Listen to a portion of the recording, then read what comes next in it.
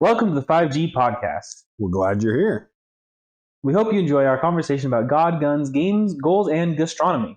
Now sit back, relax, and enjoy this week's episode. And we can jump into the first topic and see where it takes us. See where it takes us. All right. Let me just moon the camera real quick. Oh, yep. Cut that out. Yep. Yeah, excellent t-shirt. Cool logo. All right.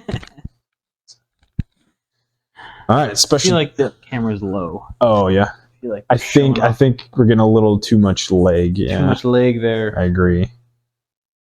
Oh, and it's not even Valentine's. We got to take down our decorations. No, it just means you and I love each other. Now the whole internet knows. Bum, bum, bum. It's supposed to be a secret. Sorry, wives. Surprise to our wives. Whoops. Alrighty. You... Let me fix that real quick. Sorry. Technical difficulties. Yep. Yep. Steven's an imbecile. Yep. We all knew it already. Son of a freaking... All right. Clear audio. Clear comms. All right, that'll work. Okay, just don't move I just won't. All right. at all. Perfect. Alrighty. So you wanted to talk about something. I did. You've been watching Avatar: The Last Airbender live action remake. Yeah, the official. NATLA. The official is actually NATLA, Netflix Avatar: The Last Airbender, right? As opposed to ATLA. They're Really? calling it NATLA online to differentiate. Yeah. Actually, I don't mind that. NATLA. All right. I've been watching. You have not been watching. I have not. My wife's been watching. She's actually going over to a friend's house right now to watch Okay. episodes 3 and 4 or something like that. Oh, okay. So she's already seen a little bit. Well, I've been watching. Begrudgingly, is that the word? Yeah. I'm like, Hate watching? yeah, I'm forcing myself through it, man. Really? Not a fan. The biggest compliment I can give to the show is it's really making me consider maybe it's time for a rewatch of the original. And I think that's a compliment. That's fair. I guess I'm curious to see your thoughts on it or your wife, because I haven't talked to anybody in person about it yet. Just the internet vibes, and like it's okay. It's not the worst show. But obviously there's just some minor creative differences, and it's, they condensed 20 episodes into 8 episodes, but actually they have more runtime overall, but it's just the format is, weird. And so they have more runtime for less episodes. Yes. Yeah. Because 20 episodes in season 1 of the show was like 20 minutes each. Somebody did the math. They're doing 8 episodes at like an hour each. And they're not covering the first season all the way. They just cut a good amount of stuff. Interesting. Yeah, it is the full story. I mean, they start at the beginning and then they end at the end of season 1, but they like squished a lot of things down. For instance, your wife will probably tell you episodes 3 and 4 was like a 2-parter that combined like 4 or 5 different stories into Omashu, the first big city they go to in the show. So there's like Omashu, right? Aang. We don't need to spoil anything. The show's 15 years old, but Aang meets his friend Boomy, who's the king. Yeah. Now they also combine that with Jet, and the Freedom Fighters are also there. Oh wait, but that's okay. And then there's the Mechanist dude who makes the airships for the Fire Nation. He's also there. And with his son who's in the wheelchair, and then also the Secret Tunnel. Just throw that one in there randomly. Well, you have to have the Secret Tunnel. It's actually season 2 in the original.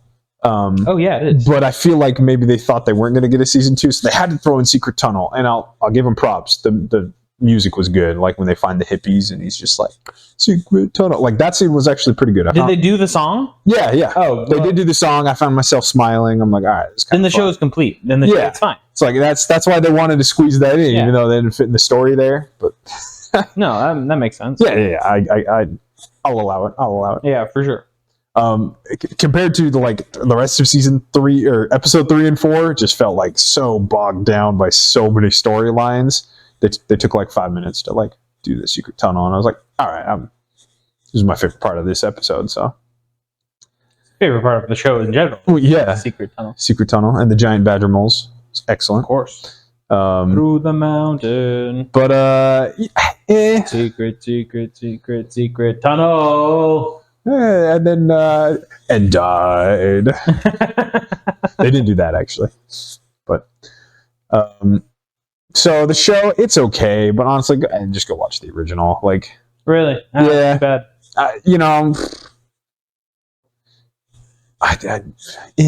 How's the acting? It's not great, but it's not bad. It's too bad. Some of the actors you can tell like really did well. Other ones, not so much. Like Zuko was actually pretty solid. I didn't mind him. Or Admiral Zhao, I think, kind of killed it. It's like the bad guy of season 1. Iroh? His acting was fine, but his lines were kind of cringe. Which is weird because it's an adaptation, so you can literally just copy exact lines.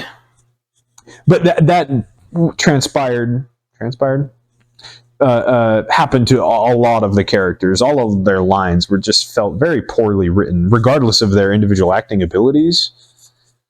It's always a travesty when you have an actor who's a good actor and is given crappy lines. Yeah, like that's not their fault, but they're the ones that you see. So sometimes they get a lot of flack for that online, and that's not fair.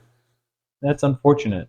You have to, as a viewer, you have to recognize, you're like, okay, that's just the writers. That's not the actor. Well, and to be fair, Netflix's writers, not the most amazing, talented human beings. They don't have a good track record. No, they really don't.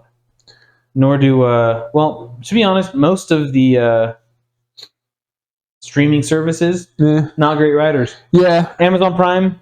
Some of their adaptations have been okay. Yeah, like they all look good. Yeah. Right? But their original writers, just sometimes it's like, come on, guys, we're falling short here. It took me like 3 sittings to get through episode 3 of this live action Avatar, because the first 2 times I had to stop, it was just the dialogue that was going on was so bad. I was just rolling my eyes. I'm like, what is this? Like Katara and Sokka arguing like siblings just felt weird and clunky.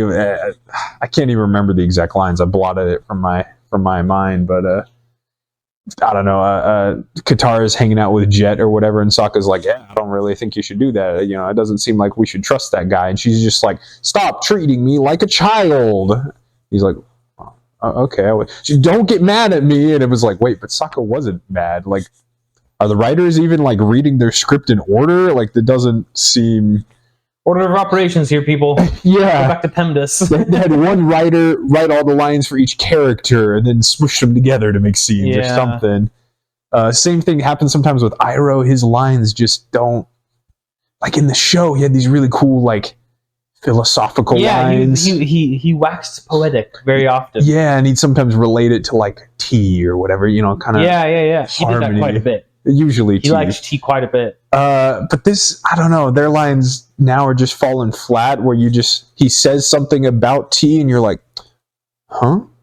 Was that insightful or was that just dumb? This is my thought. And I think we've said something like this very regularly. Probably, yeah. Probably ad nauseum at this point. Mm-hmm. But like, you have these IPs that everyone loves. Yeah. And you take them and you just strain them through dog crap and then put them in front of the viewers. Mm-hmm. And you're like, yes, we took your pristine thing on this that you have on this throne. Yeah. In your mind, it's like, this is a pristine it's perfect thing. And even if you go back and watch the original NATLA, you're like, this is a great show. Great show. This is a great, like, ageless show. Mm-hmm. You can be 6 years old and enjoy it, and you can be 36 years old and enjoy it. Yeah. Right? You can probably be 76 and enjoy it. And you take these shows and you put them through the machinations that are Hollywood and writing studios and people who have seen like 4 episodes of each season of Avatar, and they're like, oh yeah, this is like the general storyline. Mm-hmm. And then they put it through all their mumbo jumbo, hocus pocus, gobbledygook. Yeah. And out comes this shiny turd that's been spray painted silver. You're like, perfect. And they serve that to you, and you're like, yes, this looks exactly like the original. And then this has the essence of the original. Yeah, and you cut it open, and it's like, I can see the corn kernels of the original, but I can't see the original corn on the cob. Mm-mm. You know? No, it's to use a crude analogy. It's just poop now. It's just a pile of poop. Yeah. And I don't know why they don't just like copy paste. Well, yeah, exactly. It begs a question. I think anytime you're doing a reboot or a remake, why? Begs the question, why? Yeah. If it's a faithful adaptation 1-to-1, 100%, which I know is impossible because live action, blah, blah, blah, but is it just like, okay, yeah, we just wanted to see this cool thing in live action, great. But maybe it was just better as a cartoon anyway, because clearly they couldn't do it right. So going down another avenue, was it for like new viewers? Because as you mentioned, they can just go watch the old show. It's still good. It's pretty timeless. So my thought is like, okay, would it have been cool maybe if they like did it more adult at least, because it's live action, so they'd have that opportunity. But no, I mean, it's still kind of like, it's not really that violent. I mean, the fighting choreography is good, so that's kind of cool to see in live action. Some of the choreography is okay, not all of it. Feels like maybe they had different choreographers do different scenes sometimes. Sure. But but it's like if they were trying to go for like, oh, we want to do like an adult version of Avatar, then like I think I mentioned last week, then the firebender should be melting people.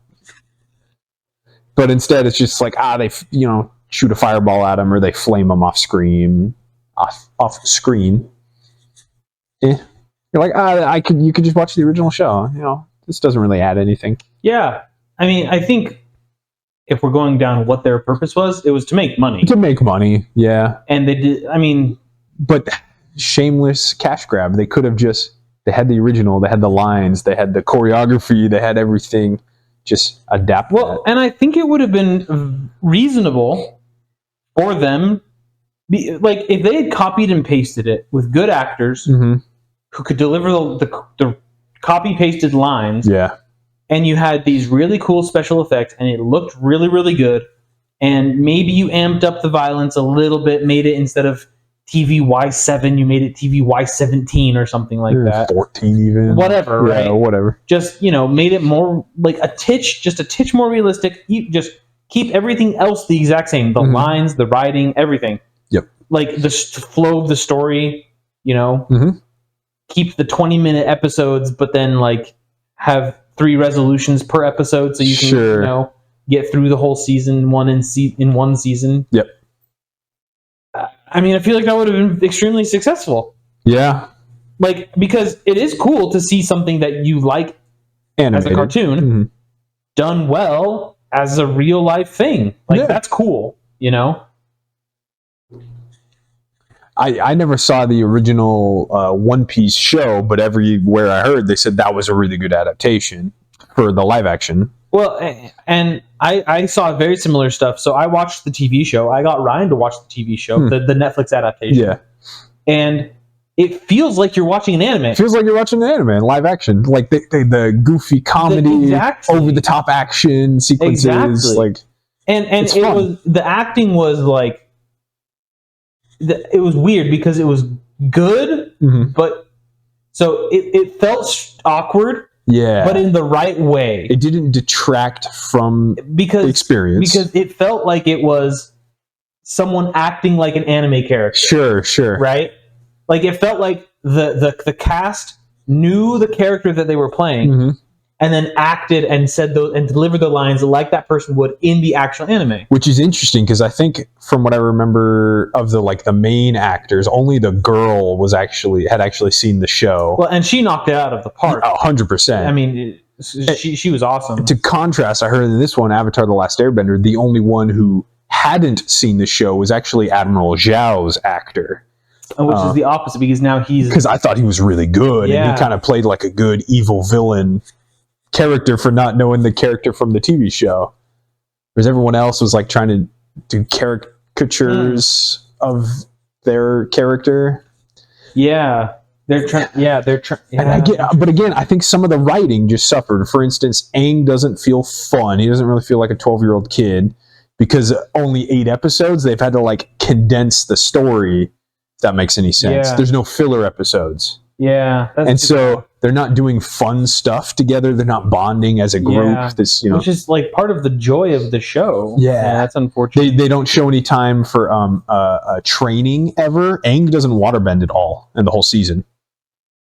Well, I'm only halfway through. I'm only 4 episodes in, but I've heard that he doesn't waterbend once. What? Yeah. That's like the point of the first season. Is that they're trying to go to the North Pole from the South Pole to get a waterbending master. I thought it was the opposite. No, they start in the South. Yeah. They start in the South? Uh-huh. Could have sworn they started in the because they got to pass through Earth Kingdom territory and something like that. I guess either way it wouldn't matter, north to south, south to north, but yeah, that's their premise. And this one instead, Kyoshi gives him a vision that the North Pole is going to be destroyed, so he's got to get there to save it from the Fire Nation. So it's very serious. They're in a hurry to get there. Yeah, but there's no training. Katara starts out with 0 waterbending skills and then somehow gets better. Some of her choreography feels a little weird, and it's like, I don't know, her waterbending is just like meh. But then all of a sudden she's pretty good at it. I don't know. When it doesn't feel like they had time off screen to train.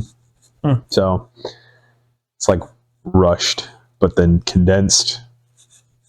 Hard to explain, but yeah, I'm not loving the viewing experience. Interesting. I should probably just go rewatch the original. I mean, yeah, might as well. I mean, it was a great show. So we beat that. I mean, like, it's really weird that these studios have like really good hits and like put out some banger shows. Yeah, and then they come out with like hot garbage. Yeah. After that, like I just finished watching Blue Eye Samurai. Oh yeah, I loved that show. Excellent show. Yeah, I loved that show. I'm very hopeful for 3 more seasons. I think it's 2 more. At least 2 more. 2 more. Yeah. Presumably. Yeah, theoretically. Mm-hmm. But I mean, I would love to see the continued. I mean. Yeah. And you did warn me that the last episode was a little bit. It was kind of lackluster. Yeah. It wasn't. I wouldn't go so. I wouldn't go so far to say bad. Not bad, but the action was still sick. Yeah. The whole marching into the Capitol, like, not to give spoilers. They're fighting in like a fiery building. It was pretty dope. Like there were some pretty cool scenes and stuff like that. And I think I liked was that 2 episodes previous when that one felt like a video game where she's like fighting through a whole castle. Yeah, that was cool. It's like cool. Each level is like a different challenge. I'm like, that felt fun. Yeah, that was and the storyline and everything. The final episode wasn't my favorite. It was not the best one. But I think it set up well for. I think it Season closed 2. out the first season decently. Mm-hmm. And you kind of get left with multiple cliffhangers. Sure. For continued character arcs for multiple characters. If it was a one and done 1 season, that ending would have bothered me. No, for sure. If this is the only season, I'm gonna be pissed. Yeah. But if it continues into a season 2 in a year or whatever, then I think it set it up nicely. I think. On the same vein, I'm nervous now that I've, like I said, just been trudging through Netflix Avatar: The Last Airbender. I'm nervous for Fallout that comes out in a month. From Amazon. Yeah, from Amazon. Different studio, but same thing. They're adapting a universe, but they are doing their own original story. But as we mentioned, I don't know if that's better. Well, it doesn't give them the I think it is better in at least one regard. Because they can't screw anything up. They can't screw anything up. Yeah, they only have up to go. Yeah. Because they started with a good universe, a good IP. Exactly. And anything that builds on an IP that somebody loves is not going to be abysmal. Right? Sure. Yeah, at least from what we've seen in the trailers, it at least looks good. Yeah. So, which, that's something. There's that. Yeah. And Amazon isn't. I will say that I think out of all of the studios, Amazon is the best one. Yeah. In terms of production, like quality products. Okay. Yeah. I mean, I know you're not a fan of like Rings of Power. I thought production. I thought that was a decent show. They pour a lot of money into it. They did pour way too much money into it. I thought it was a decent show though. Like it was definitely, in my opinion, watchable and worth the watch. Gotcha. I won't rate it like a 10 out of 10 or even a 9 out of 10, but it was definitely 7.5, 7 3/4. Along those lines of with an IP though, if they're gonna go original story, it's almost like don't touch existing characters in the IP. Like you have your own universe, do something totally separate from it. Are they touching characters in Fallout? Fallout, I don't think so. Oh, you're saying for Rings of Power? For Rings of Power, they did. Yeah, so that's why. I think they have to though. Rings of Power, I guess. I 100% understand where you're coming from. 100%. Like if they did Star Wars stuff, like let's do some, like do like a Bosk storyline where we're introduced to the character. We know a little bit about him. You know, we know kind of like a little bit of his background, but just like dive into that. Right? Give us some more content, or do something totally original, totally unique. Yeah. Like Andor did pretty well. Like, yeah. Totally unique story in the universe. Exactly. You know, that type of thing would be great. Yeah. I think Rings of Power or Lord of the Rings is difficult because it's a relatively constrained universe. Okay. You have Middle Earth, and it's kind of one story arc for all of Middle Earth. And we have all the timeline. We have almost everything written now. Exactly. At least in order. And so you also have these characters who live for thousands of years. A long time, yeah. Like Galadriel is how old at the end of the freaking trilogy? It's definitely hard, yeah. So, and you know, Gandalf and all the other wizards, and you know, they live for so long. It's like, okay, at what point do we start on this journey? So, right. That's why you just gotta, adapt something 100% faithfully, or just totally unique. There seem to be the best options. Yeah. Anyway, well, we'll see. Fallout comes out April 12th, I believe, so in a month. There's something else coming out soon. I don't know. Yeah, I don't know. I'm not really excited for anything else that I've seen, I don't think. We're going to go see Dune this weekend. Dune, yeah. Friday. That's the weekend. This weekend? Yeah. You excited for it? Yeah, I'm pretty excited. I've heard it's an amazing movie. A masterpiece. Let me tell you. I've heard that it is absolutely fantastic. Masterpiece. I've heard that it was like 50% better than the first one. I think I only saw one review of it, but I've seen a couple others pop up in my feed. I'm like, okay, I trust these guys to be spoiler free, but I almost maybe don't want to watch more reviews. I saw the one that was like, it's worth watching. Go see it. Yeah. All right. I try not to watch reviews of movies until I've seen them, or if I know I'm going to go see them. Yeah. Right? Like, I know I'm going to go see Dune, right? But if there's a movie where I'm like, I don't know if I want to go watch that. I'll just watch the reviews. Yeah, and if it's like a positive review, I'm like, all right, I'll go watch it. But like for Dune, I have to stay spoiler free. Anything I want to stay as unbiased as possible. Right. You know, so if people say it's good or it's bad, I usually, I had a coworker at work today talking about Dune. He's like, and that came up spoiler free. The book's been out for 60 years. Go read the book. The book, I will say, top 5 book. I'll probably read it someday or audiobook it or something. I have it in somewhere. I heard an interesting review, a brief blurb online about the book now of like some people like, the book was fine, but I couldn't really get into it. It's like you have to like put yourself in the time of like one of the first sci-fi novels. Because like nowadays, us going back and reading a sci-fi novel from 60 years ago is just like, whatever. It's not that interesting. But some of those concepts were so unique, and that's 100%. That's why the book is credited as being so good. His ideas were just so well, and no one, and maybe this is me just being a hardcore Dune fan, but the way it was written, first of all, it's not a TikTok brain book. No. Right? This is like very reminiscent of a Lord of the Rings, The Hobbit style book where you really have to kind of like, I'm not going to say trudge through it. Yeah. to enjoy it, because in my opinion, like the first chapter is engaging. Yeah. You know, you learn all about the houses and stuff like that. Right. You have a whole universe to absorb. So it can be very difficult in that regard, right? That's why probably audiobook these days would help. But and another thing is that you're thrust into this political system. And so it's not like elves and dwarves and hobbits, where it's like elves hate dwarves because trees and rocks. And like everyone can understand that. And then there's orcs who are evil. They're evil. And there's Sauron who wants to take over everything. The big bad evil guy. Yeah. There's no big bad evil guy in Dune. Yeah. There's political faction 1, political faction 2, political faction 3. There's an emperor. Woo, but he's not. But he's not evil. He's not inherently evil. Yeah. I mean, it's kind of weird how they craft these protagonists and antagonists throughout the. It's a masterfully written book. Yeah, we'll definitely be talking more about it. We'll give a full deep dive. We should, because anyway, I won't spoil anything. Until next week. Next week's episode, which we'll film in 5 days.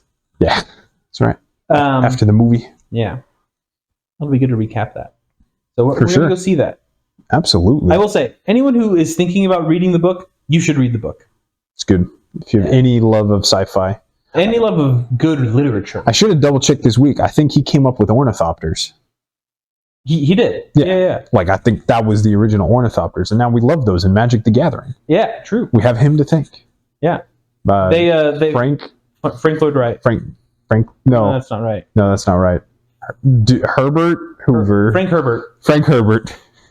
Frank Lloyd Wright. One of my ornithopters. I drive by. I work on Frank Lloyd Wright Boulevard. Oh, gotcha. So, yeah, Frank Herbert.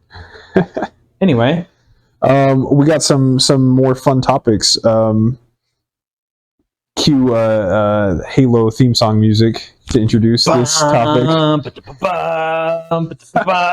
Did you see? What's his bucket? Asmongold. I wanted to claim his joke, even though I kind of thought of it, but he said it best. This is like, it'd only be funny to you because I'm saying the joke before we're talking about the topic, but when Trump comes out for like his speeches, his campaign rallies, now it's just gonna have Halo music in the background. Yes, the end of Halo 3, man, the Warthog run. That's the sickest music. But the Halo composer is running for Congress. Probably one of the most influential modern composers. Yeah, him and John Williams are like tied, right, for like classic songs. Because he was with Bungie all the way through Bungie. Even after they dropped Halo, he even did some stuff for Destiny. That's what Bungie did right after Halo. So he was there. They are reminiscent of one another. Yeah. They look very different style of game, but yeah, you can tell. Yeah. Bungie learned from Halo, and so yeah, there's a long history to all of that, but then Bungie actually fired him like in 2014 and allegations or whatever. But he did the Halo theme song. He did all of the fight songs, everything, the iconic like the Halo chanting on the main menu that everybody loves. That was him composing that.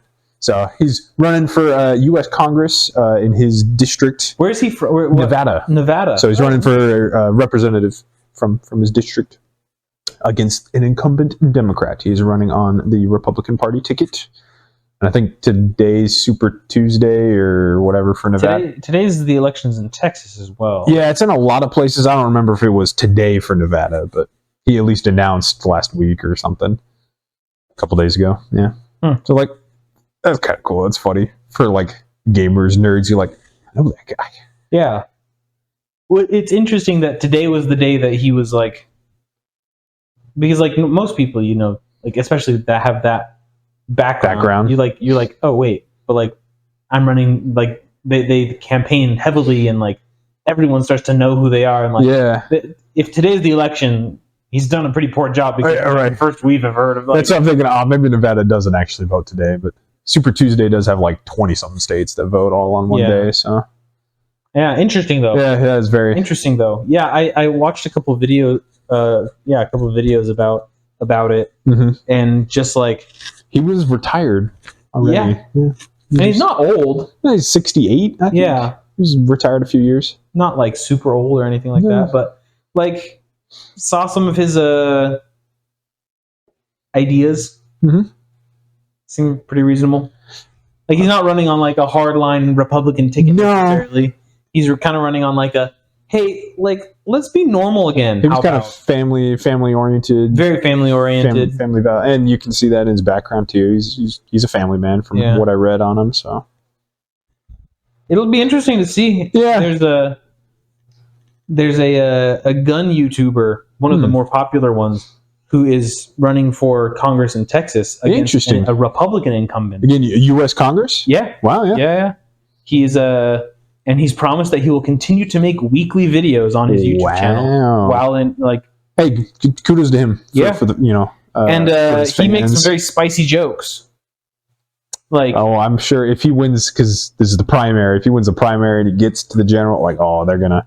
Well, it's a very red district, so it's effectively like whoever wins the primary wins. You win general. Gotcha. Basically, is how. I mean, they don't actually, but effectively. I'm like, otherwise they would dredge up some stuff. They would run his name. You. Well, it's all on the internet though, and he's unapologetic about all of it. Yeah, he's like, I'm a YouTuber. This is my career. Like, it's very interesting, and he's running against another Republican who is. I know very little about the situation, but because I'm not in Texas. Yeah, exactly. And to be honest, could not give a rip about largely irrelevant. Other than like they have very similar demographics to Arizona. Yeah, because border state. And former part of Mexico. Yeah, actually, and largely red, except for a couple urban centers. Yeah. Although it's probably almost every state in the union, but anyway. True. But I mean, like apparently this Republican incumbent has done some stupid stuff with his voting record or whatever. I don't know. Voted against some gun laws, voted for some gun laws or something like that. I'm sure the gun YouTuber would be against that. Anyway, it'll be interesting to see like what happens. Like, is this the era we're getting into? Is we're like famous people? Or we're like I call us young millennials because I don't associate with.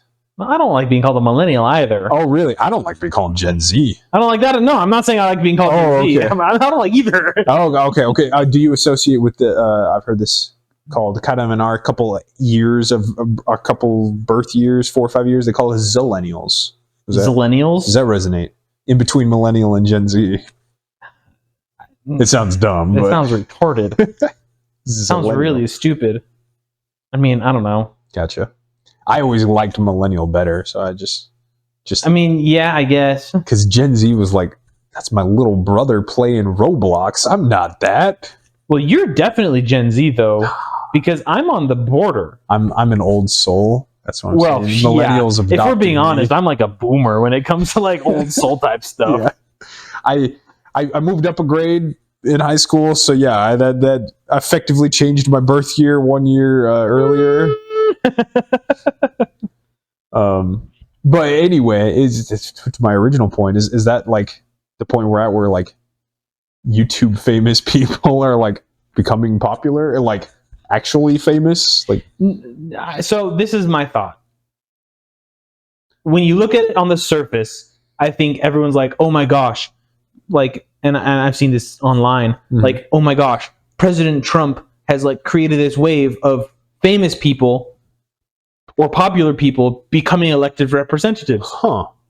And it's like, oh, well, now YouTubers are doing it. Now composers for video games are doing it. Yeah. You know, TV celebrities, you know. We had a news host, Carrie Lake, run for governor here. Yeah, that, you know, that type of thing. Yep. And it's like, oh man, maybe they're all right. And then you look back and it's like, oh, Governor of California, who was that? Oh, yeah, like the biggest movie star on the planet at the time, Arnold Schwarzenegger. I thought that was a joke growing up. So did I. No, I never realized. I just heard them both in separate contexts. Like Schwarzenegger, the Terminator. No, that's a joke. It must be his brother or something. And then there's the joke from the movie Back to the Future when like Marty goes back in time to Doc Brown. He's like, yeah, you know, Ronald Reagan's president, and Doc Brown goes, the actor. Yeah, like. Well, and yeah, Ronald Reagan is a great example. He was an actor, and then in his 60s decided to become president. Yeah. 60s. Yeah, 60s. So it's like, okay. And then, you have like the Kennedy family, who was very into, prior to their political endeavors, or alongside their political endeavors, were a rich, up-to-do family within entertainment of some sort, right? Yeah. They had all the connections with the movie stars. But yeah, like and that. I like to think, certainly at a local level, but even to some extent at the federal level, I like to think that that's what the Founding Fathers envisioned. Elected office was supposed to be a public service. Anybody can do it. The requirements are not, you must have been, it's not like a promotion for a job. It's like, in order to be a senator, you have to have been a representative for 2 consecutive terms. In order to be a president, you have to be an ex-senator. So you gotta work, in the government for so many years. It's like, nah, like you're supposed to go, if that's your calling, go serve your public service, do your term, and go back to your life. I think that's how it should be as well. And I think we are also used to having these career politicians who do jack diddly squat for the country and just run their mouth and make millions upon millions. They only make less than $400,000. So the president's salary is $400,000 a year, right? Which is a lot. That's a nice cushy salary, significant. Right? They do a lot. They deserve. I do think that politicians. I do think that the president deserves a salary. The president is a stressful job. I think that politicians also should have a salary. Yes. And that there should be benefits for public service, right? Meaning not necessarily like you get inducted into secret societies, right? Yeah. But like if you're flying back and forth from your district to the Capitol, it's like, okay, you should probably like get status or whatever on an airline for first class or whatever, right? Like that can be reasonable to me. But let's not pretend that like attending congressional hearings is difficult. No, I don't think congressmen or senators do anything difficult. I think the hardest thing, like I think the hardest thing could do their job. Stocks. Oh, yes. That's also a good joke. I was going to say the hardest thing to do is to stay awake during congressional hearings. They're all hopped up on caffeine and coffee, and like if that were me, I think I could go and listen and type up reports or whatever they do. Oh, I'm on this committee, so I got to type up their proposition. It's just crappy school. Yeah, it's just you listen to a lecture that's boring as frick, and then you do office busy your work. Opinion, and your colleagues respond to your is this good? Opinion. Yeah, okay. And your opinion most of the time is like, yes, I know exactly what I'm talking about. Yeah, by the time you're actually like, I don't know, writing your own propositions in committees and subcommittees, it's probably pretty comfortable with that. Like they're not making you do that on day one anyway, so no. Yeah, it's very odd. So this is the funny part. I follow this Instagram group. They're called Unusual Whales. Great name. That sounds like an awesome like ska band name or something. It kind of does. Hello, we are the Unusual Whales. No, but they're they are a aggregator of financial news. Oh, okay. Basically, right? Oh, whales, like financial whales. Okay. Yeah. Gotcha. And what the? My dog is doing T-Rex Velociraptor arms. And anyway, they track, all politicians' spending and are like, hey, this is what politicians are doing. Yeah, what stocks? And they're like, oh, the New York Times reported this, and Axios reported this, and Yahoo Finance reported this, and they just, give you headlines and a little summary of the article. Right? Sure. Real easy way to digest financial news, right? Mm-hmm. They have started 2 ETF funds. One of them is called Cruz, Kruz. The other one called Nance, Nanc. Cruz is a fund that you can actually go and invest in that tracks Republican lawmakers' stock picks. Nice. And copies them, basically. Cruz does the exact same, Nance does the exact same thing with Democrat politicians. That's solid. It's well done. Nancy, they always report on Nancy Pelosi, and because Nancy Pelosi is their... They always give her this funny, silly award of Stock Trader of the Year. This year, she has made Oh, jeez. I'm gonna.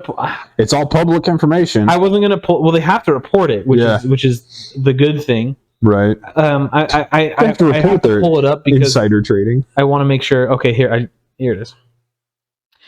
Nancy Pelosi's has made 103% of a bet that she made.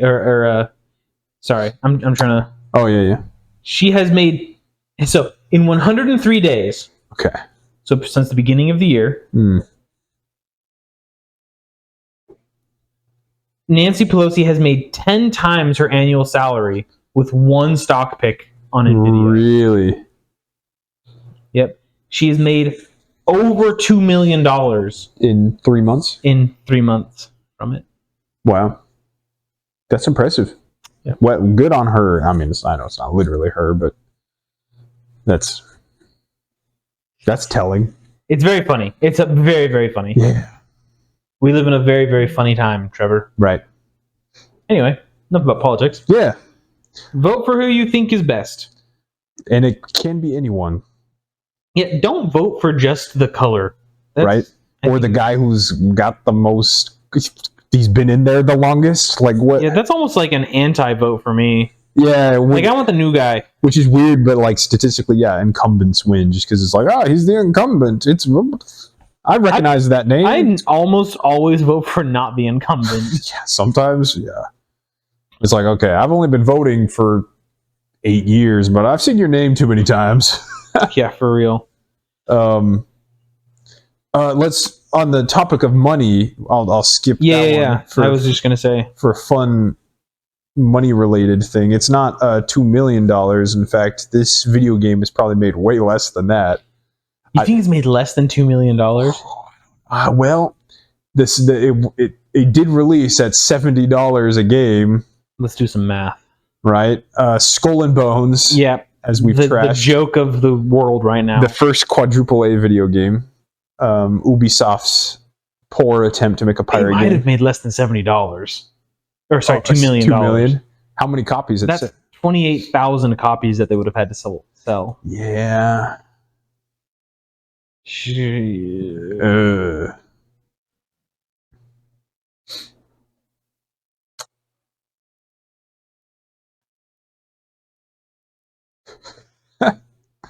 Quick maths.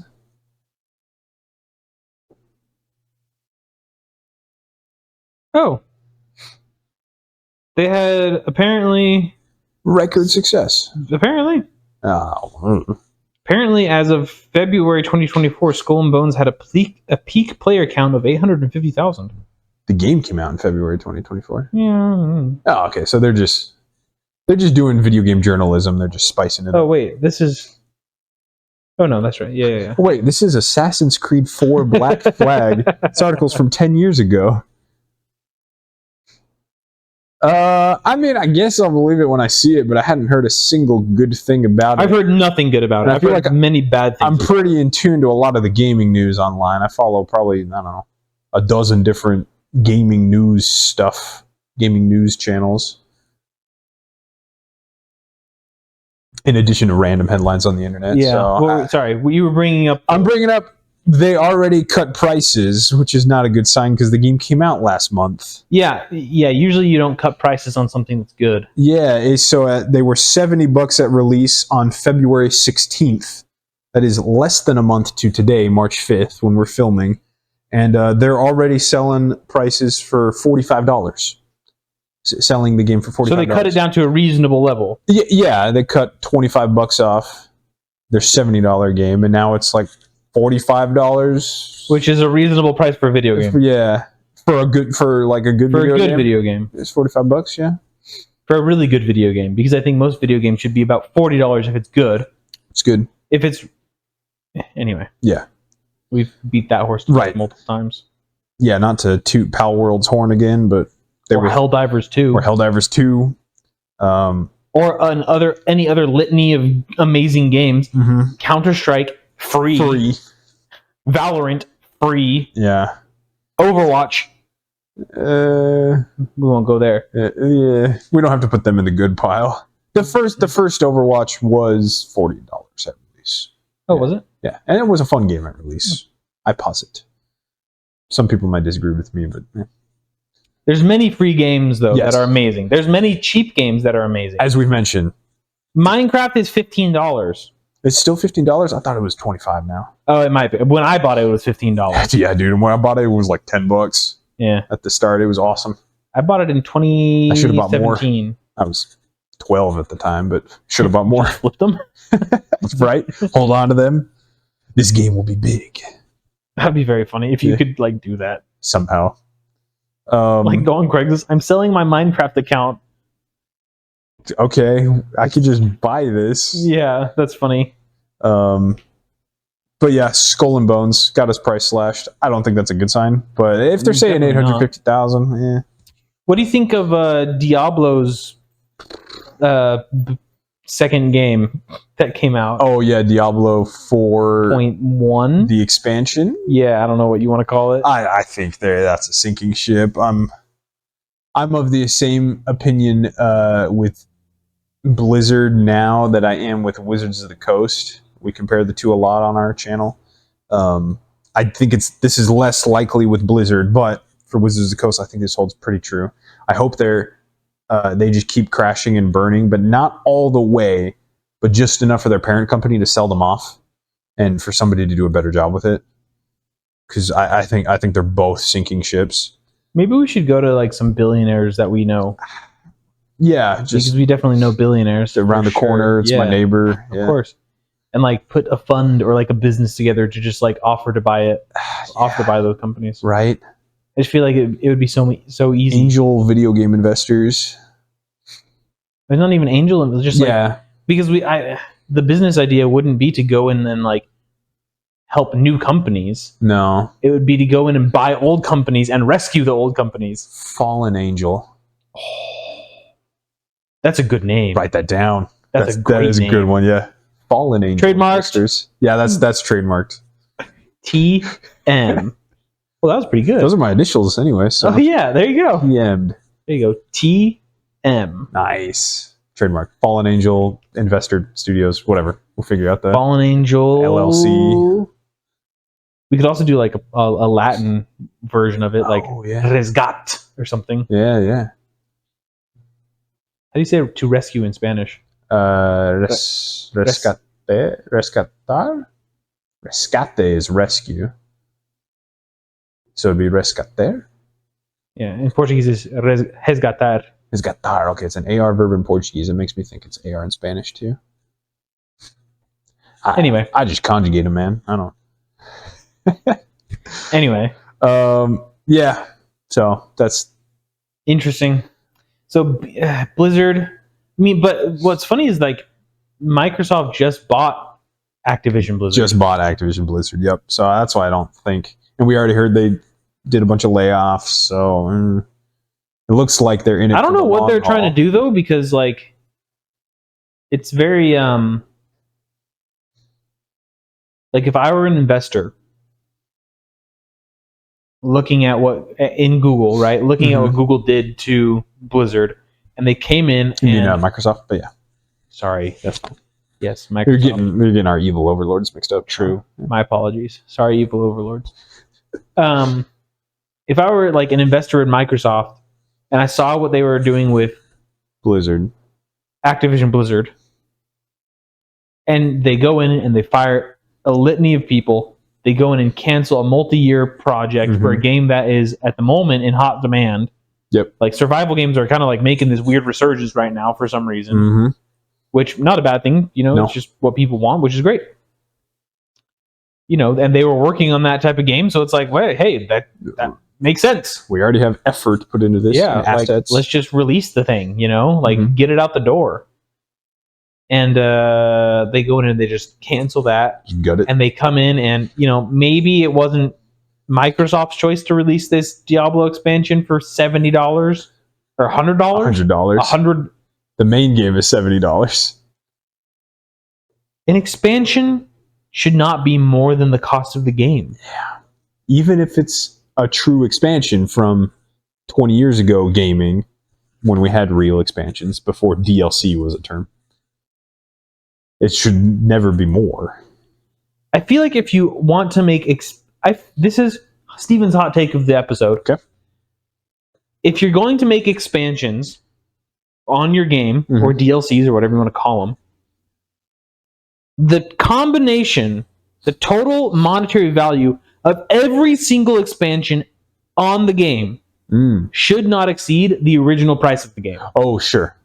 So if you're going to plan one expansion and your game originally cost $50, you can make that one expansion cost $50. Oh, but if you're like, oh, well, we're coming out with a second one. Well, guess what?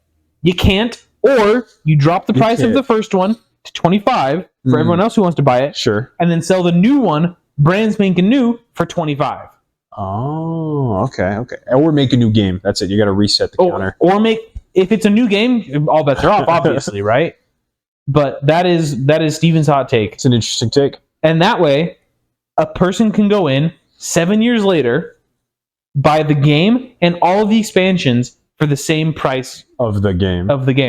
That's an interesting take. Because you're going to have a loyal fan base. Yeah. Theoretically, if your game is good. Which, if you're making expansions, hopefully your game is good, right? It's going to come out. The game is going to come out. They're going to play it for a year or whatever, and then you're going to come out with an expansion, and they're going to be so pumped for it that they're going to buy it, and then they're going to buy the next one at $25 because they see that it's $25. That's a fair take. And then they're like, dude, another expansion for less than the first one I paid? This is great. And then the next one comes out, and it's your customers will do your advertising for you at that point. Exactly. They'll get their friends into it and be like, yeah, you can buy the base game for like $25, but like for $50, you get the expansion too. And it's a pretty good game. It's worth the expansion. So for all of the expansions, you're at $100. I think it's a $50 game. I think even one step up from that, again, hearkening back to this era of expansions in games like 20 years ago, I think Blizzard used to be the golden standard. They had, most memorable from my childhood, they had StarCraft, came out with one expansion in the total life of the game. There was StarCraft, and then there was StarCraft Brood War, like a year later or whatever. Warcraft 3, 1 and 2 didn't have expansions. Warcraft 3 I played the most, and then like a year later they came out with Warcraft Frozen Throne as an expansion to the base game. And like, amazing expansions, totally built upon what was in the base game, and I think they were the same price as the base game on release. I want to say back then they even did one up, where when you bought the expansion, you just got a copy of the base game anyway for free. So that's a wonderful like that. I want to say that's how it was. Yeah, and I think that is a good way to do it. I think that. It would breed fan loyalty to the company as well. If you had a company that was making, even if they were really good, AAA games that are $70, right? Let's just take the worst example. Sure. It's a quadruple A game that's worth the quadruple A title. Amazing game. And it's an amazing game, but it is $75, $70, whatever, right?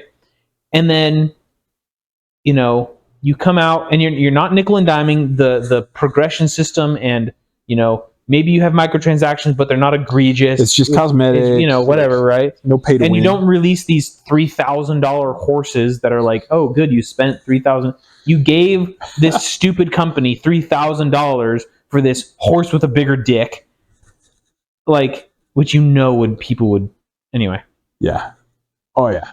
And you have this wonderful game that thousands of, if not millions of people play, and then a year later you come out with an expansion that is $35, and it increases the size of the world or the storyline or whatever by content. 25, 30, 40%. Not like a crazy amount, but enough to like justify its price. Not a whole new game, but nope. And maybe it adds another class or two that aren't like broken, but they're more different. Whatever. It's pretty common. And you can play them through the base game now and whatnot, right? And then a year after that, you release a second one for another $35. And now you're 100. You've made 100 and let's call it 70% of the content, but you've gained 200% of the income, and your fan base is gonna love you for it. Like as a business move, this just makes sense. Yeah. Instead, you're gonna make a crappy game that people are gonna buy because they trust your name, and then you're gonna have an expansion that no one's going to buy because your game sucks and it's 130% more expensive than the original game. And to add a step up on the good scenario, your good hypothetical scenario, something we're a fan of is like maybe not the whole expansion, but have some aspect of players who don't have the expansion can still play with those who do. Yeah. Right. Encourage the multiplayer still. Yeah. Maybe not the whole content, but Remnant 2 was the last good example that did that. They're not the first, but that's just solid because that breeds that sense of community. Yeah. Playing with your friends, playing online. Like, again, your customers will sell the game for you. Exactly. If they like you. Exactly. Like if there's, you could even do it if you're a gaming company. You could do it where you release a DLC or a expansion, whatever you want to call it, and there's a single player mode and a co-op mode. Mm-hmm. The co-op mode has a different storyline than the single player mode. So if you want to play the single player mode, you have to buy it, but you can still play the co-op mode with your buddies on the new content, even if the other 3 don't have it. I think that's what Overwatch 2 was supposed to be, but that just crashed and burned. They were supposed to have a single player mode. Oh, really? Yeah. Overwatch isn't a single player game. Exactly. Overwatch 2 was supposed to, like, that was their big advertisement. Like, yes, we're going to get you to pay money for this game again, and we're updating all Overwatch 1 servers to Overwatch 2 servers. So, like, you can't play old Overwatch anymore. But we'll make you pay for the single player. But you could keep playing the multiplayer for free if you wanted. I think was the idea, but the single player content just didn't deliver, and they eventually just canceled. Yeah. Yikes. But in theory, it's a decent idea. But you have to understand what type of game you're producing. Yeah. Is Call of Duty Warzone free? I don't actually know. I don't think it is. I don't think it is. No. I don't think it is. But that's a decent example where you can, if you like Call of Duty campaigns. I don't know who still plays those at this point. I don't even know if they produce them. I don't even know if they do either. I don't even know if they have. I don't know. Yeah, but you can just like buy Warzone. That's what you want to play. So yeah. I think they change up. I think Warzone is very similar to like Fortnite, where they change it up quite a bit. It's a live service. Very, very live, but like not just live service, but like very live service. Yeah, they just revealed some Warhammer skins in game. Oh, that's kind of cool. Yeah, they have like an Astra Militarum and like a Space Marine. Oh, it's pretty sick. Yeah, I don't. That company. That's Activision, I guess. Yeah, that's Activision. I don't know. I mean, maybe they're a little bit greedy in terms of like skins and stuff like that, but I think they're doing a decent job of, making a decent game that people like. Their formula works, and it's. Hey, and I mean, if it works, if it ain't broke, don't fix it, right? Yeah, I related to that. There was a fun picture I took of I think this was last week. Steam's top sellers of the week, and this is just purely revenue based, but it was like their top 10 sellers for the week. Helldivers 2 made the top 10 list twice because that's hilarious. It's the Helldivers 2 base game, and then is number 1. They made the most money last week, and then the Helldivers 2 upgrade to the Super Citizen Edition. That's hilarious. Is number 4 on the list. Would you? Your dog is very needy. Yeah. Steam Deck, right? Just like physical Steam Decks are number 2. I mean. They track that as that's dumb, right? And I'm like, okay, that's inflated. Well, is it purchases on a Steam Deck? No. It's just literally buying a Steam Deck made the second most amount of revenue, but that's strange. Numbers are low because those are like $600 or something. Yeah, but I was curious to bring up more than that. Curious to bring up that Call of Duty is still on the list. Like, there's still people buying Call of Duty. Which one? The Call of Duty that's on Steam, the most recent one. I think I'm not in that sphere. Forgive me. Yeah, it's the Call of Duty bundle that you can buy on Steam. Yeah. That's it's like Black Ops 2, Modern Warfare 2, 3, Modern Warfare 3, and Warzone. Wow.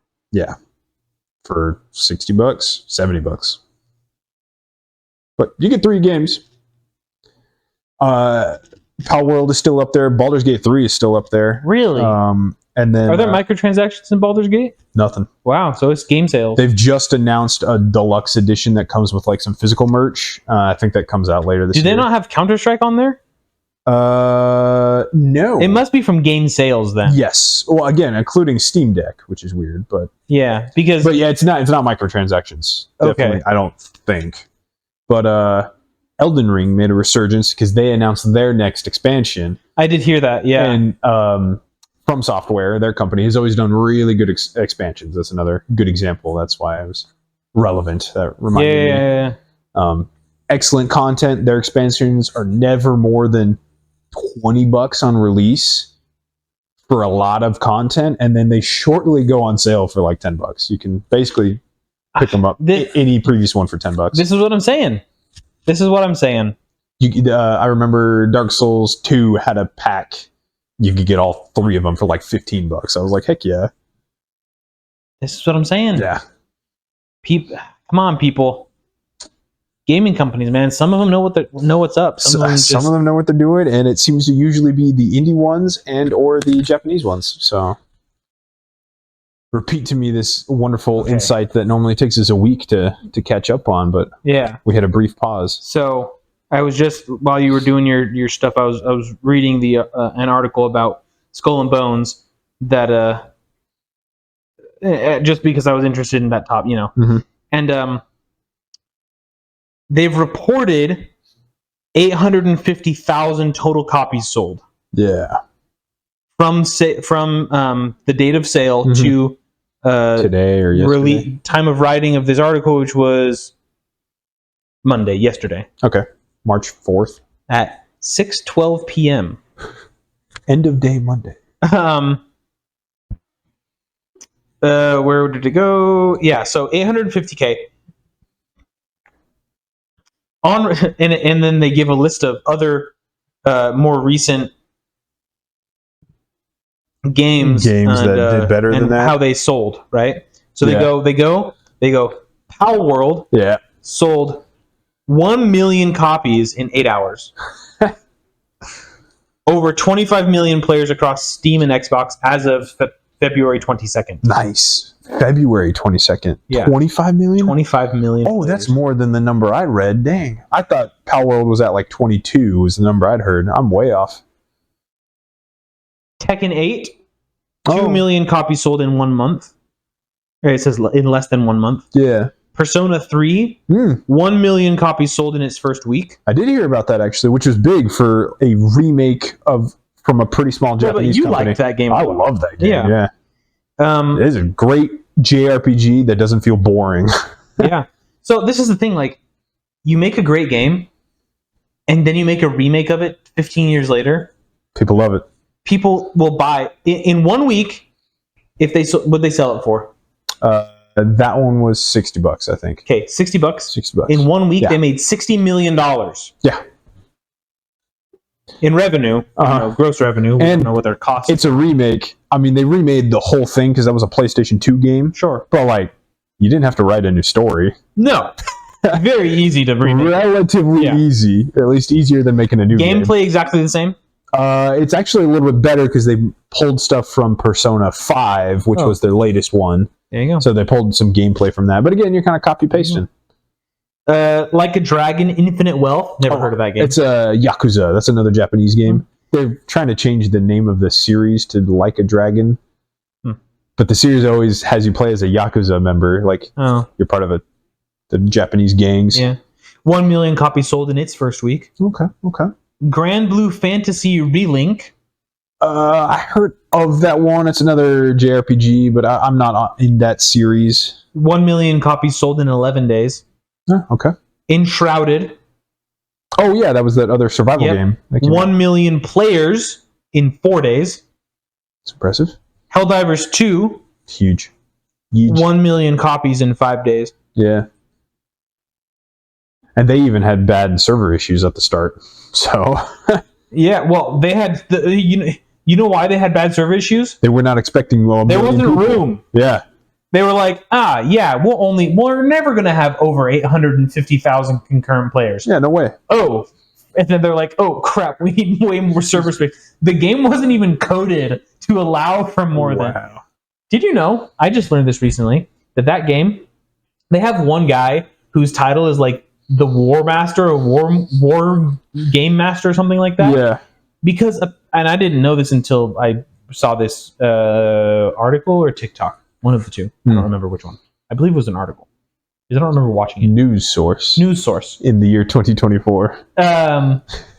This guy's job is literally just to like make the story of the universe, because apparently that's fun. Apparently, it's like a live map. It's like a live map, and you are actually fighting against these NPC forces. Yeah. But it turns out these NPC forces are controlled by this guy, and so he can just be like, "Oh yeah, the robots get lots of reinforcements in this area. And this happens here, and this happens here." I have a buddy who told me that there's like a war effort of all the players in game. Yeah. Like, there's an alien invasion on this side of the map, and then there's robots over here, and you got to do different objectives to like fight back against them. Like, and it's live. Apparently, there's this one guy, and he's in charge. And apparently, he looks at the stats of how many like bugs were killed. And then like has to like his job is to just be like a nerd. His job is to play Warhammer on the computer. Yes, yeah. Like that's his job. He's playing Warhammer against the world right now. Yeah.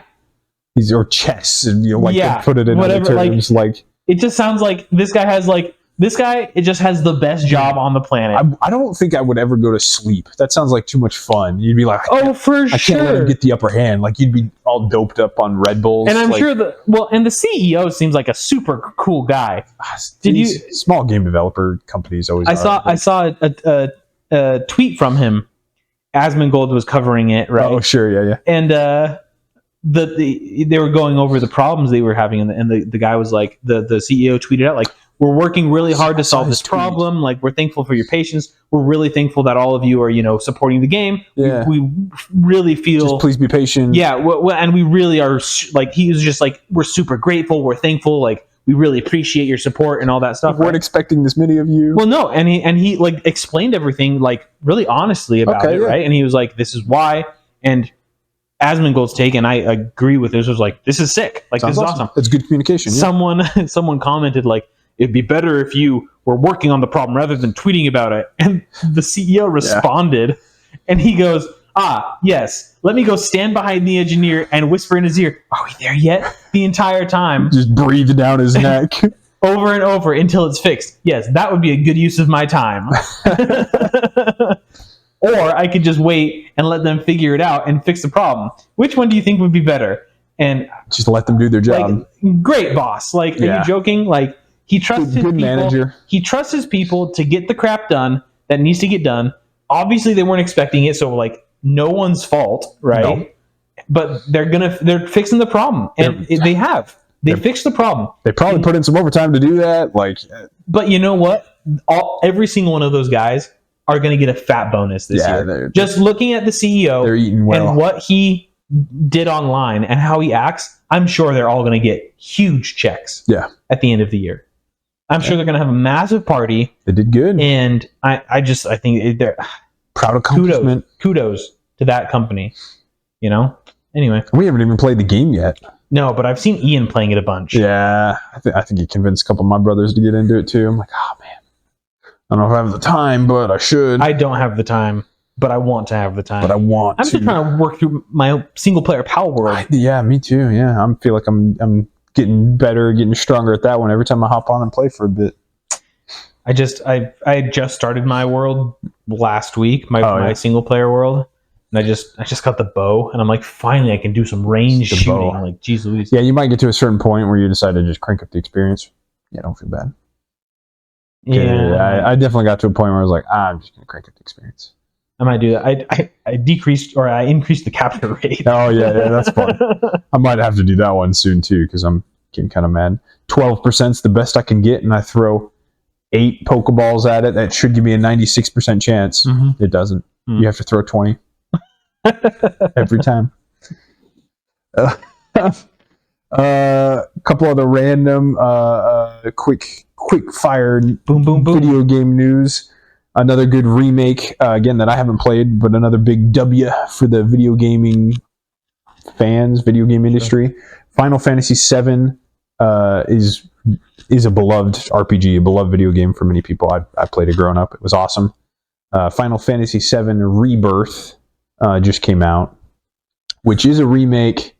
I think it's like part 2 of the remake. They already did Final Fantasy VII blasted. I don't know. They gave it some different name. That was like the first half, probably a year or two ago, and I think this is the second half. Don't quote me on that. Maybe they're doing thirds, but the way they've done it is basically it's a full game just in the next part of the story. Oh, cool. And you can carry over your save from the first game if you played it, or you can just buy this game and you start fresh. Like, it's balanced. If you were starting fresh there, gameplay wise, seems like a cool concept. Everybody online is just loving it. They're like, excellent remake, very faithful. Again, that was a PlayStation 1 game. Oh, wow, yeah. So now they've remastered it. It's fully 3D. Like, the animations are just... On PS5 now? Yeah. The animations look fluid. The combat's amazing. Like, people are just reliving the old story, the old nostalgia. So, just saw that in the news. It's pretty cool. That's very cool. Final Fantasy VII. That's very cool. Yeah. Big W. That's Square Enix. They're not an indie, but they're one of the bigger Japanese companies. So one of the older ones as well. Definitely, yeah. Final Fantasy. Yeah. Way back when. Now they're on number 15. I mean, these Japanese companies, man, just knocking it out of the park. Killing it. Knocking it out of the park. What else you got? Next big news, I heard... I had mentioned this to you beforehand. I don't know how much you'd heard of this, but Star Wars is coming out with a new trading card game. I had heard zero about this. Yes, and we talk about trading card games. We do regularly. Pretty often on here. Mostly one. Mostly one. 99% one.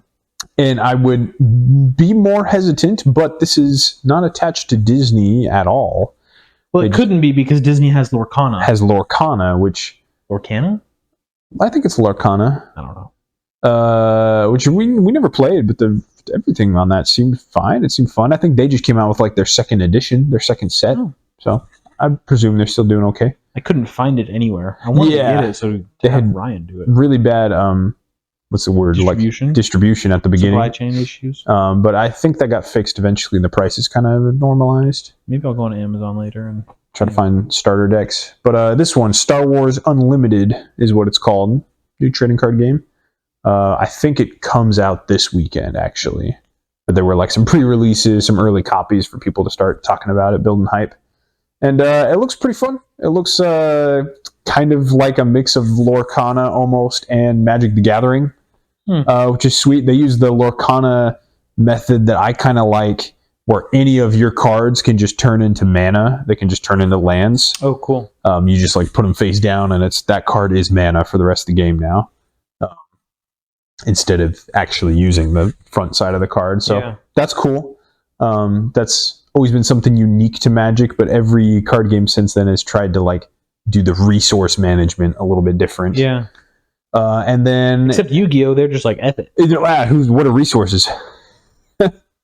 The gameplay seems neat. It's like you had what could I compare it to? Almost like Marvel Snap in a way. If you played any of that one, I've heard of it and I've seen it a little bit. Yeah, it's got the locations. Marvel Snap has 3 different spots. This one, Star Wars Unlimited, has 2 spots that your creatures can interact with. So like 2 different battlefields. And for Star Wars flavor, they have a space creatures, space units, and then ground units. Oh, cool. Yeah. And you're both like lanes of battle is kind of like Magic. You're just trying to attack your opponent's base. For the deck building, you have a base, which gives you a color, and then you have like your commander, who I think gives you 1 or 2 colors. Oh, interesting. So that's your deck building.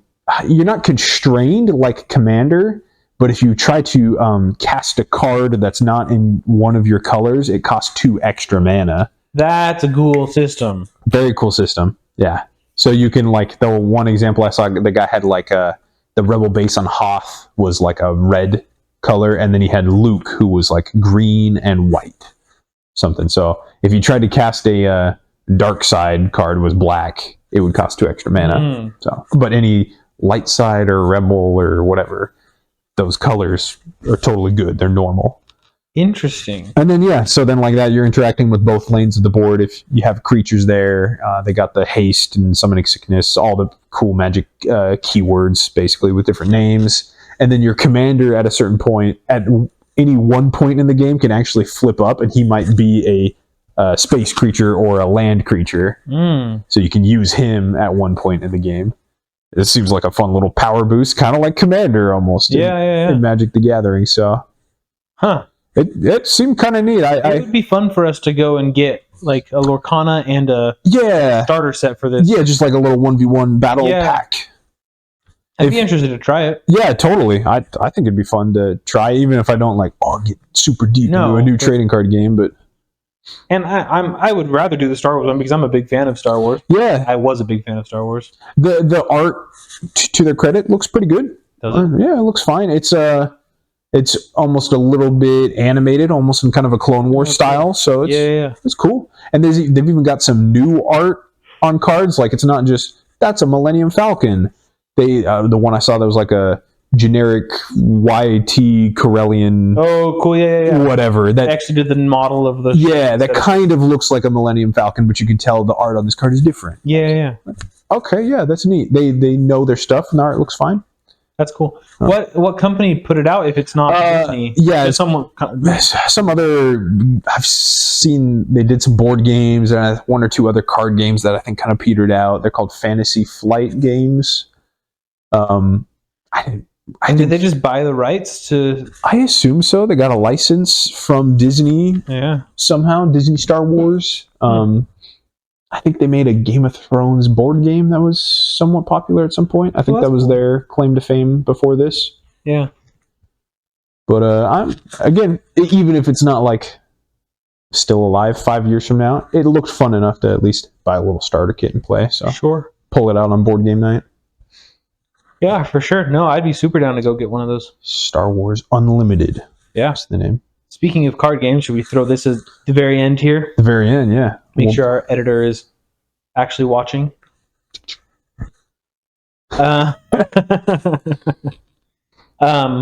We have recently, so we always talk about Commander and Magic the Gathering. That format, Commander, is kind of like the one that we all play. Yeah, right? It's the most popular. It's the most popular.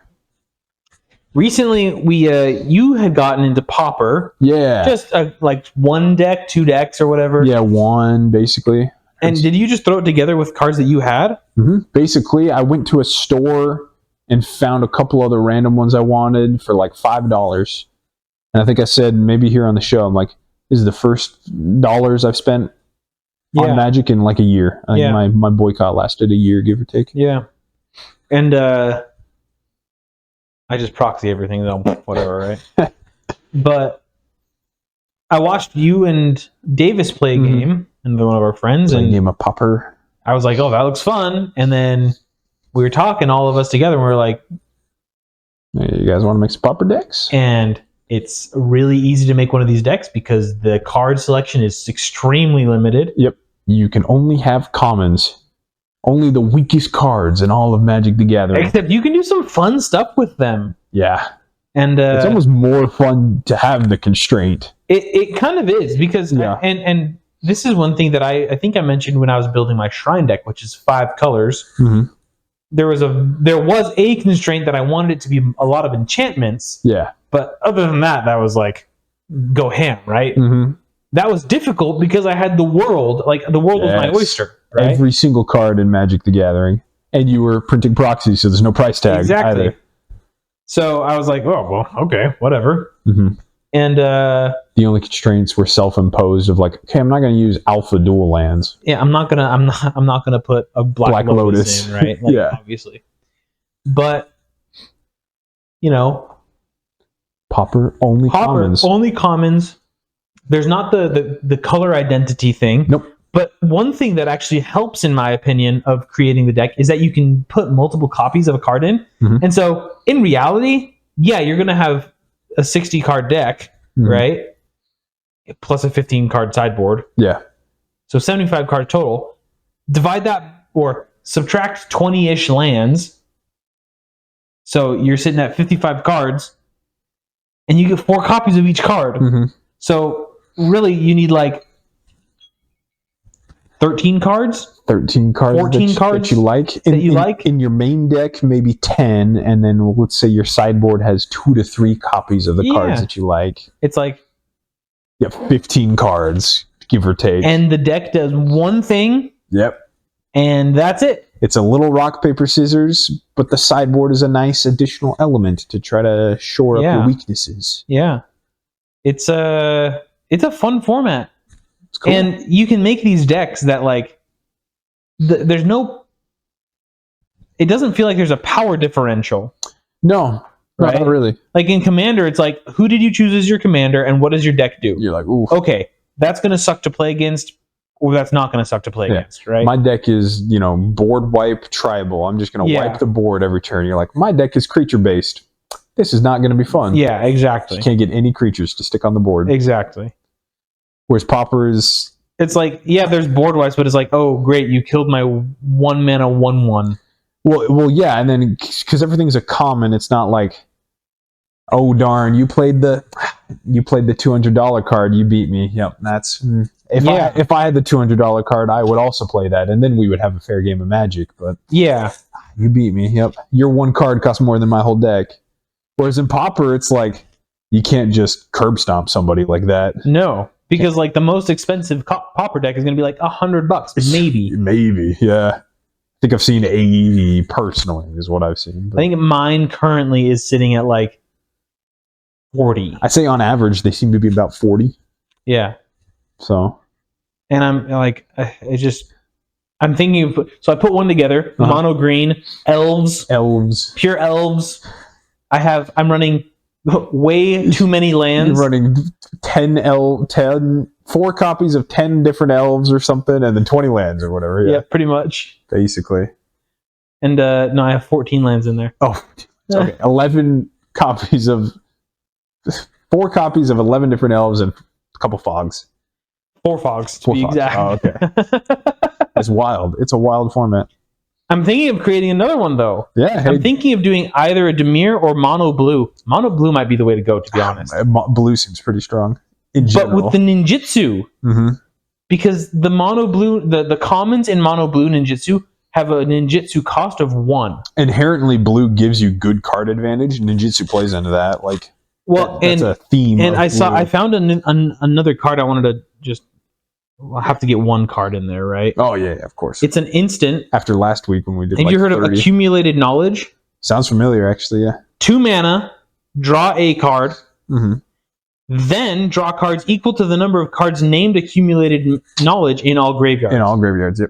So if you have 4 of these in the deck, the first one maybe not worth... Not an amazing rate, but it's an instant. It's 1 for 1 card draw. Yeah. Right? Because it doesn't see itself in the graveyard at that point. But the second one is 1 mana for 2 cards. Second one's already a positive rate. Third one is 2 mana for 3 cards. And the fourth one is 2 mana for 4 cards. If you get to the fourth. That's fun, yeah. You know? I've got the little, there's a pump spell on my deck that gives like more power for each copy that's in the graveyard. So the first one is just +1 power, and then +2, +3. But you only have 20 life. Unless you play against Caleb. You only have 60 life.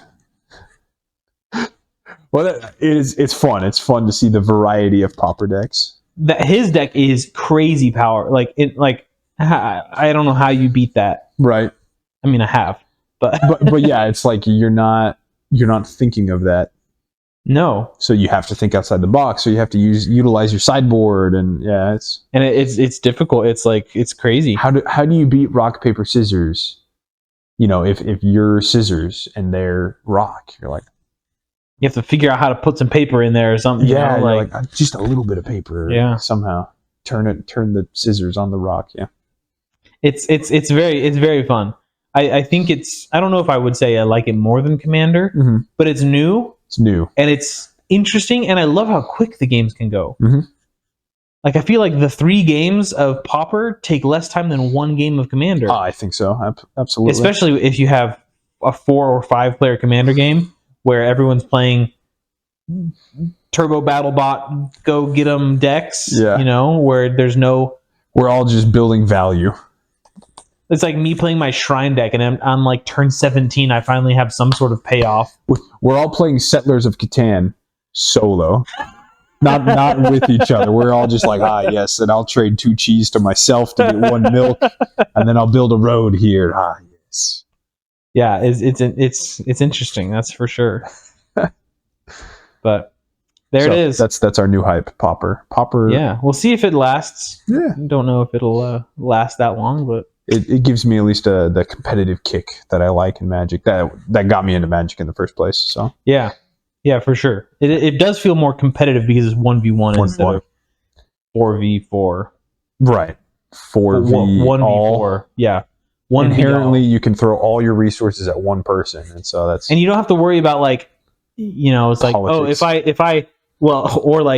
I really think that I need to attack Trevor, but I might be number 2 in the 5-man group, right? Mm-hmm. You might be number 1, and so I'm trying to like obviously dethrone you in terms of position on the battlefield. Mm-hmm. But it's like, okay, I have 4 creatures. I'd like to attack you with all of them, and then you might respond. That's fine.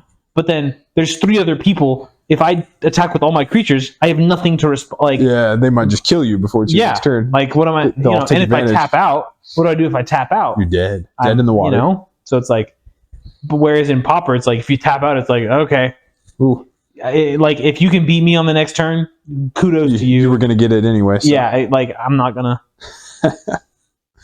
stop it. And I do like the bluffing in Pauper. Yep. Keeping lands in your hand. It's competitive Magic. Yep. How many cards in hand do you have? How much mana do you have on tap? Always 2 islands. Okay. I wonder what that could be. Counterspell. Oh no. Yeah. Anyway, fun stuff. Should we close this one out? Close it till next week. For our mega Dune 2 review. Stay tuned for the Dune 2 review of the century. Sand Dune 2. That's all we're going to talk about for an hour and a half. We're a Dune 2 channel now. Yep. We're just going to be a Dune channel. That'd be very funny. That would, for a week. It'd be very, very difficult to do more than a week. Yeah, that'd be a pretty boring podcast after. Oh, for sure, because we'd rehash the same exact. We would just have to start reading the book. We would just be an audiobook. And then start discussing it. Yeah, okay, book analysis. It'd be a shorter form podcast, maybe 20 minutes a week. Yeah. Chapter a week. Anyway, there it is. Thanks for watching. Thank you for watching this week's episode of the 5G Podcast. Make sure to like, comment, and subscribe to see more. And we'll see you next time. Thanks.